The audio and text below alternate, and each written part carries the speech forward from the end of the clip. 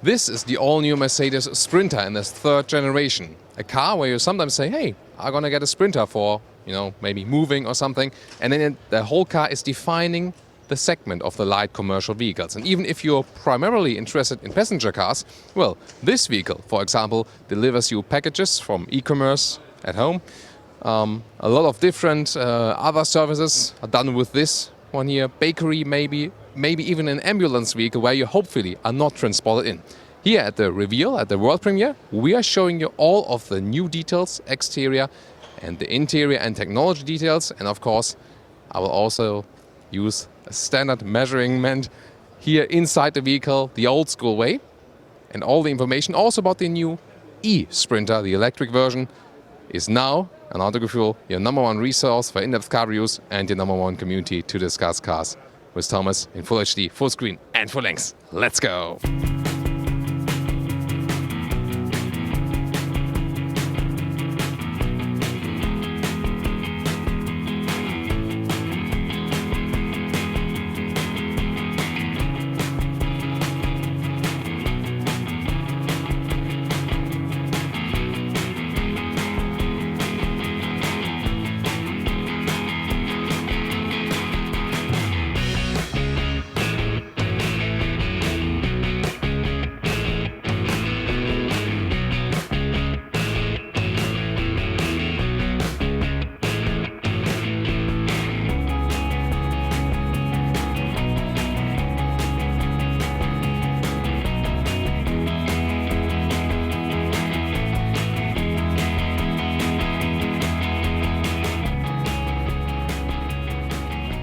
So when I get down on my knees for this vehicle, I feel a little bit intimidated, I have to admit. And well, this is design-wise the new front. We will soon show you different versions. We have a lot of different trims here on location for different purposes, so stay tuned for the full length. This one here, the rather simple version with all of the plastic front. You see the headlights are more drawn horizontally now. The same trend we see also with a lot of passenger vehicles. Otherwise, it's rather an evolution then, because in this very segment you don't do too much design changes, and it's of course about form follows function. And as we are here in the front, one of the biggest technology changes I can already tell you so far there was all-wheel drive, rear-wheel drive. Now there will also be front-wheel drive with some advantages. For example, 50 kilograms more payload and also 8 centimeter lower loading sill. I can also show you that at some of the vehicles. What do you think about the new front? Let's also take a look at other versions and what this vehicle here is for. So taking a look at the side profile, there will be different length available, also different heights. So it will be very variable also for your special purposes. You see the door handles have basically remained the same. At the side it's all about form follows function, of course. 16-inch rims here in this typical Sprinter style. And more important, of course, what's inside the vehicle. And I can promise you, this is actually the area where most has been done. But just a short look at the rear of the exterior. In the rear, the taillights look a little bit more modern in this vertical styling. Other than that, see, this is a version with a glass window in the rear. Of course, you can just get the very simple version where everything is covered. And most important here, with the loading sill also, you can actually step on it. And we'll also directly open the door. Here we go, and this one actually can be opened even further, not only 90 degrees, that you can load in things easier. See, even more further. That's the way. And this, of course, will be very helpful then. Here you can also open the other door. I hope we don't slam this door into Dieter Zetscher, head of Daimler, so also here today. So here we go, and well, what you can see here, there were different floor grounds possible. This one here is basically an artificial, a plastic ground, but very robust one. And let's get inside. And I'm 1.86 m or 6'1", and I can easily stand here. Different heights will be available. So this one here is then, a little between 195 or so in meters. Also hi, Jens is here also, some colleagues. Here inside you can also get covers, for example, to protect the car from the inside, or you can also attach tool bars here, so you're quite flexible. And of course, a side door. Then there are different solutions to look through the front of the cockpit. Here, for example, also with a glass window that is protecting you when you're sitting there. And this interior, at the moment, this one will be the basic one. We will show you a basic interior and also the very new interior then with a big infotainment system, which is not placed here. But look forward to that, because that's one of the biggest news. And you might want to know how wide is the interior actually. 1.75 meters. You see that is the width then here, just across. And actually, if you want to see how long this one here is, you see the full 2 meters fits in there. So it's 2 meters plus 130, so it's over 3.30 meters in length. So, for example, if I want to put my motocross bikes in there, no problem. So let's get inside this first vehicle here. The seats have been upgraded to fit more ergonomic purposes, and wow, they're really soft, and they're just the black fabric base seats, and they're actually quite comfortable. And you have the very high upright seating position. See it right here. You can also hear how soft they are in the bolstering. So, and this is very important, because when people sit in this vehicle and work in this vehicle, they maybe spend the whole day here, and so it's really important to extend the comfort. And I think so far the first impression is that it's very well done in this respect. What is interesting here? First of all, this one here is the basic radio setup. You can see if you just want a radio in here. The vents, however, have this turbine design, which you can also see in very sporty Mercedes cars. In the lower part, a separate climate unit. You can see it here with the digital screen, AC, for example. You have a manual handbrake here, and you can see there is no manual gearbox here. There's a new, for the front-wheel drive car, which this one is, a new 6-speed manual gearbox, where this shaking is reduced, they say. We can only find it out when we drive it, but I guess they're not telling us lies. Well, sometimes manufacturers do, you know. But in this case, that it's not shaking, I guess it's true. Then the automatic gearbox is also available, a 9-speed automatic gearbox, a fully new one, which is installed here. You can see this is the automatic gear lever shifter, completely new, and this is supposed to bring even more comfort and efficiency while driving. Then this steering wheel here, you can see it does not have any knob because we don't have the big infotainment system, right? But here it does have a thumb button here to control this screen, which is not flickering in real life, by the way, just on camera sometimes. You can get to the home screen, then you see in which gear you are. You can also get GPS information on their consumption and stuff, and you scroll with your thumb. You know, here on the left side, you know, you scroll the display, and then this is a touchpad here for the thumb. And soon I will show you when we also have the big screen on the right, how it's then also mirrored on the right side. One new feature is the rear view camera. See it right here. It's a very important feature. Even if it's extra price, you should get it also when you're a fleet manager, because that can reduce damages on the car and also on people, of course. So you always know what's behind you, especially as this car is usually pretty long. What is also nice, that you can change the steering wheel in height and reach. And that's also not really common for a commercial vehicle. That would be also one of my favorite features for more ergonomics for drivers that spend whole days in here. Also, they have worked on the storage areas here. You know, for example, cup holders, a lot of storage there. On the right side again. Also in the lower part, when you have the basic cockpit here, even more here and here, and for example, some more there and there. So because during the day you might need some, you know, different stuff, and there you have just space to put it. And of course, as always, a lot of room also at the inside of the doors, also for a bigger water bottle here, for example, and even below there, for example, for this one in the lowest part. So now to a very different version. You see here it's more, you know, more shiny, definitely. This one here is also painted in vehicle color, the lower part. This one here is the passenger, the high-class version, for example, for a VIP shuttle. And also different headlights. First of all, the LED daytime running light here with a nice signature. And we first saw halogen headlights. And those ones here are also the full LED headlights. Also says here LED high performance. So this one here would be among the most expensive you can get. 20,000 euros net is the price we begin with, so without value-added taxes. And well, this one here will probably rather something like triple the price for sure. You will also see soon in the interior why. It's hard to see actually from the exterior, but here, those ones are also windows. You can just see it from the inside because they are, they have this black shade, this privacy glass to protect against, people looking in. And here also, this is the luxury aluminum rim, real aluminum rim in 17-inch. Also another differentiation then. What do you like best, the more basic one or here the luxury version? And therefore it's also called a Sprinter Tourer. You can see the badge here in the rear too. And take a look inside. There's also then nice carpet on the floor and some more area left for luggage, suitcases and stuff. And of course you can see the different seating rows where a lot of people can take place. And we'll take a look at that now.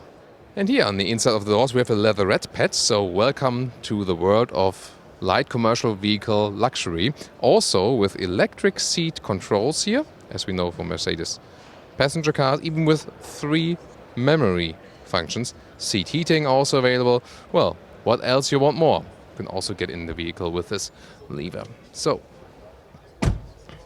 again, it's a nice seating position, very comfortable. And of course, you already see it here. This is the new MBUX that was recently also presented with the Mercedes A-Class, the second vehicle that received that.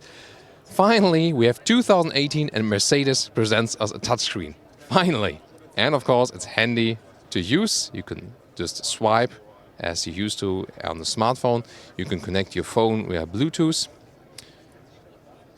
Then the GPS. This is supposed to be, first of all, really good screen. Also fast reaction, very responsive.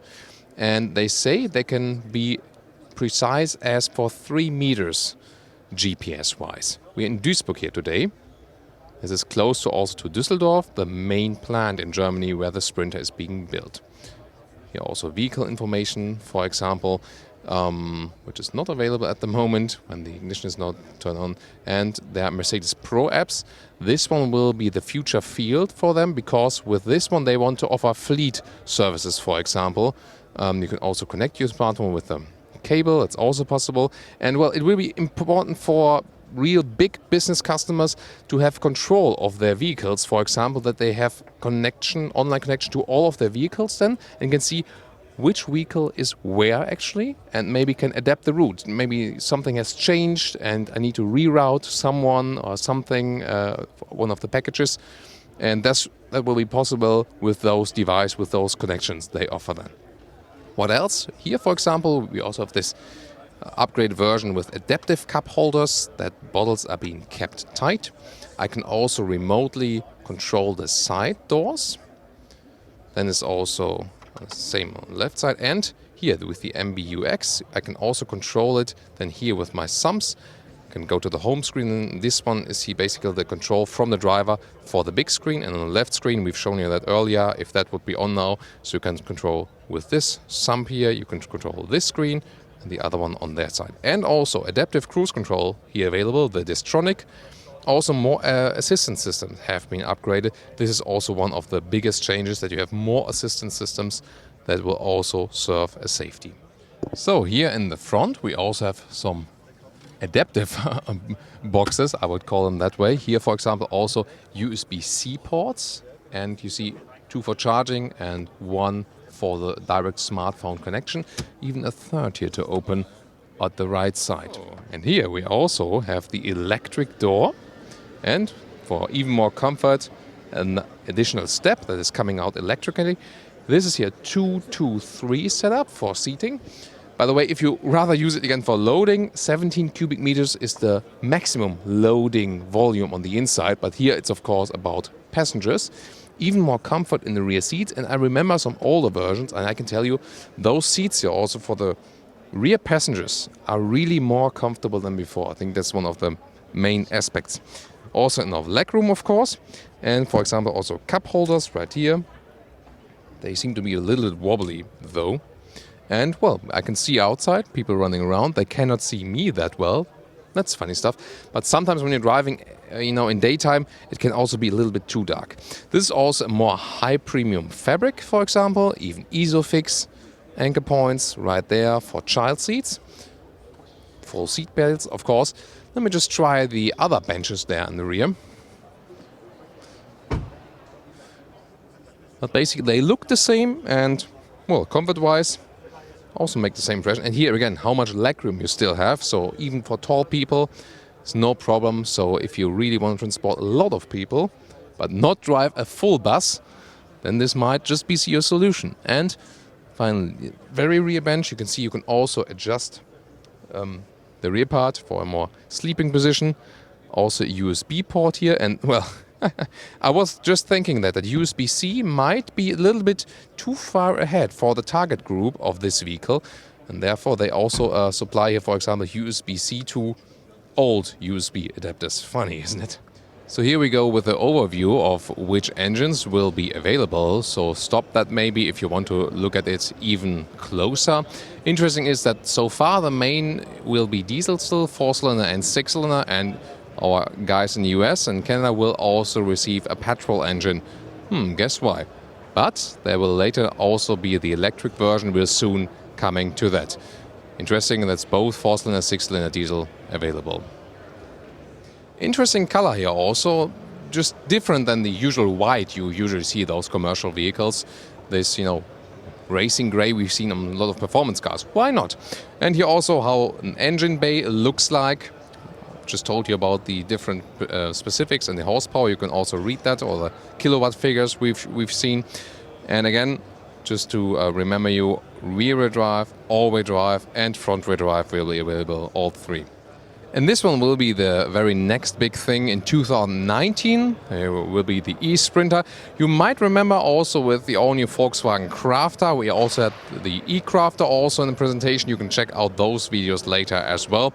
This one will, of course, be direct competition, especially, for example, for e-commerce business or delivery.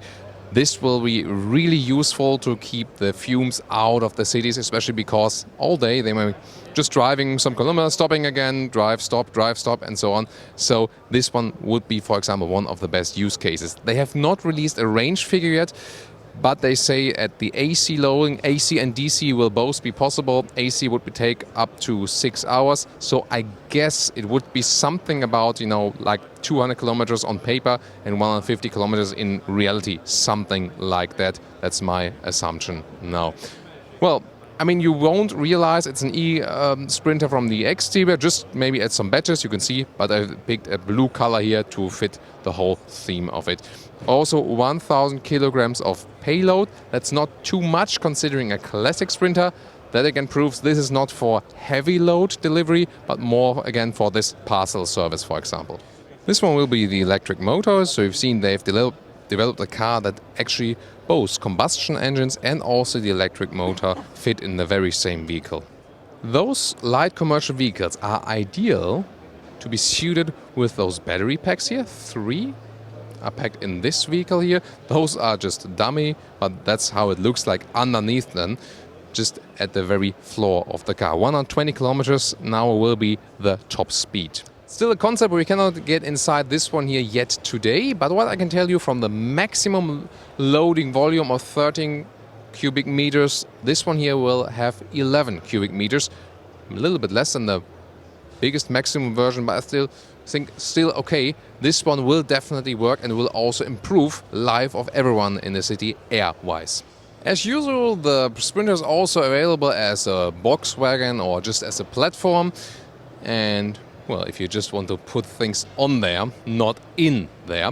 And the gross vehicle weight, there are different versions available, 3 ton to maximum of 5.5 tons.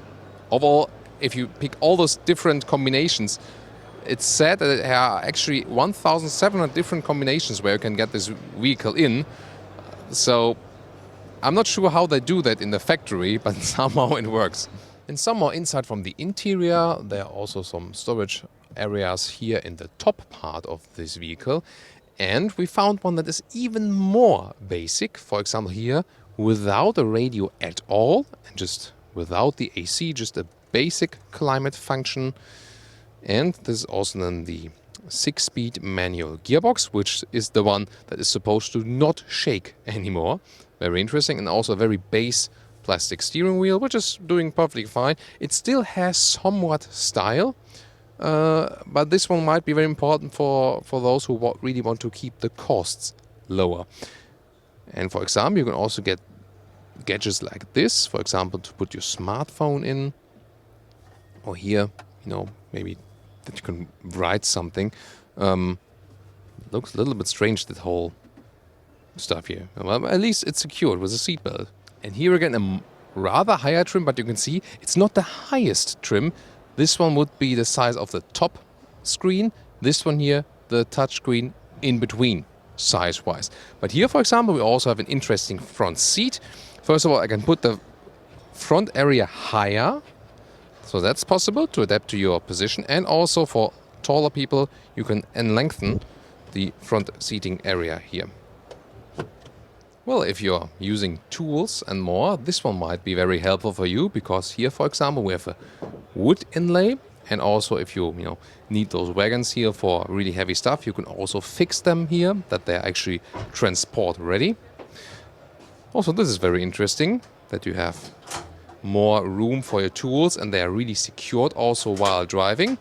And you can, for example, put out your tools. And what's also interesting, even if you have this one in here, how wide is it then? The rest of the loading area here, for example, in this case, it's just over 1 meter, 1 meters 10 that you have still in width. And you can also see when I'm moving around here, still a lot of room to move around here. Again, this is again equipped also with a glass window. So I think we've already shown you that you have a lot of possibilities to customize your vehicle. And there's even a nice screen available where you can see the different variants. So if you're searching for your exact variant, then stop the video right here now and make it full screen and take a look at it just when you're taking your time. Because here we can see just what there from the different gross vehicle weight from left to right. And then in the left side, you can see the different version: panel van, passenger van, bus, single cab, double cab, or just tractor head. And then you can see the different versions and how long the car is. Because for each, for example, 3.5 ton, that's this part here I'm still supposed to drive, for example, from my driver's license. And this one then can be got very short or tiny little, and with a really long wheelbase then. Here again in the direct overview for the interior, left upper part, the very basic one, no radio. Then the right upper one with the very small radio. The left lower one with the bigger screen already and some touch buttons at the steering wheel. And the right lower one, the top spec then, with the widest screen and touch buttons left and right for controlling both. Well, has the left one also too, but I think you can see the differences then. And now we are joined by Volker Mornhinweg, head of Mercedes Vans. Welcome to Autogefühl. Thank you very much. Nice to meet you. Yeah, and of course we want to know, as you have separated from Volkswagen with the cooperation, Crafter and Sprinter, what does change for the customer of the Sprinter now? To be honest, more or less nothing for the customer. The only positive thing is for our customer is that since 2017 we have now the full production capacity for us.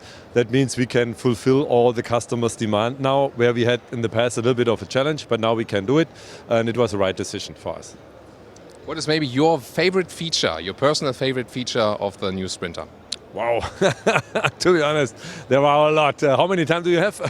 if you just have to pick one. Only one, the big one. The big one I would like to say is our connectivity opportunity, because now our Sprinter is, how should I say, a dot of the Internet of Things. That means our customers can approach the product from everywhere. I think that's very important for the future. The digitalization is really a demand which are coming up from our customers. Now we can do it.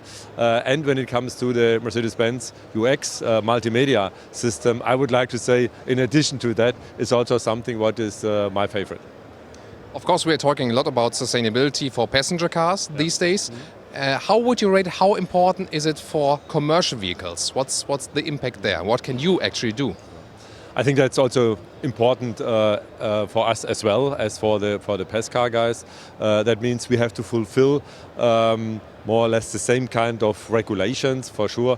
With some extent the targets are a bit different because our product is a different product. It's much more heavier than a PES car. But when it comes to the technology which we use, for example the SCR technology, this is something what also we have already implemented then fall 2016. Then since that time we have to fulfill the Euro 6 emission regulation, and therefore we have implemented this technology. Of course, one step further is then the electrification. Can you already somehow estimate which percentage this will be? How important will electric be for your company? We announced already in fall 2017 that we will electrify our whole lineup, beginning with the eVito, which we started there, and since that time customers can order an eVito, and we will deliver it mid of this year. And Sprinter we will also electrify. We will deliver it then next year. That means we did the Sprinter as an EV from the first beginning, and also the Citan will then come later on. Then we have the full lineup as an EV. But your question was more in detail, what's about the percentage? Now, to be honest, I do not have that kind of a crystal ball, but I can tell you what we had done. We did not decide to have somewhere a small production facility where we can make separately or manufacture separately EVs. We implemented the technology in our normal production facilities where we produce currently the combustion engine driven Sprinter or Vitos. In these facilities we can produce as much as the customers would like have because we have there the flexibility in. We can produce percentage wise X EVs, Y combustions, or the other way around. So the biggest parcel company in Germany decided to build their own electric transporters. Are you trying to take back this market, especially for the electric e-commerce delivery? The point is that we don't have to take something back, because when a company is make the decision for themselves to go for an LCV, it's their decision. We cannot, how should I say, treat them differently. We still are very good. They are still very good customers from us. We delivered, especially last year, I think roughly 1,700 Sprinters. Therefore, still a good customer, no doubt about that. We have a good relationship.